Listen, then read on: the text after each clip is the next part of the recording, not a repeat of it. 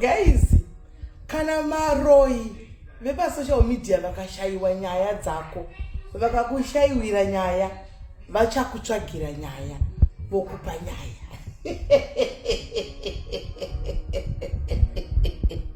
Naiveduwe, vanhu vakabigwa nameli, vanhu vakasikamwa nameli, kwa mungobudikiriwe here mukapa vana vama-V11 mukazorodza mambuya. Zorodzaiwo Varoi vepa social media pavazorodzei muvape ma-V11 please. Mashayaka. Mashayaka. Sorry to disappoint you. For now, ndiri clean. I am very clean for now. Kana angu ndazoba, kana ndazoskama vanhu. Ndichauya ndichitaurira ndoga. Ende vanhu havambonetsi kutaura munotosura maanadzo dzine ma-V11. Kana musati mava nema-V11, shut up. Shut up. Content akuchinaka. Content yakapera ka. Content yenyu yakakugona ika. Yakakupfekedza isaizika. Makuda kuti neni manje andidatopedza nemiso.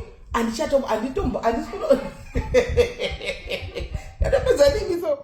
Ndatopedza nemi. Tsvagai content kumwe. Musiyane ndichiri clean panguva ino. And kufa kwepurisa kamba haivarwi. Tukwendera mberi. No one can stop this ministry. Hakuna munhu achafa akastopa this ministry. Muri kurwisa ka? Maurwisa ka Varoi? Mautadza ka? Zvakatangwa naMwari, zvinopedzwa naMwari. Tsvagai zvimwe. Kwese munodhura kuudzana feki, mukaudzana ichi, munoudzana kunyepa, munodhura kusimbisana nemakuhwe kunyepa. Mashayaka, mashayisisa handiti. Content ministry uyu ndewaMwari and aupedzwe nemi, uchapedzwa naMwari. Kana muri semi zvenyarara muti kunyarara kuti zi hamuna kana relevant. Hamutorina. Hamuna kana relevant nechirungu. So ndangoti ndingokuyeuchidza yadikani kuti Varoi zvavanoita kana vakushawira vanokutsvagira.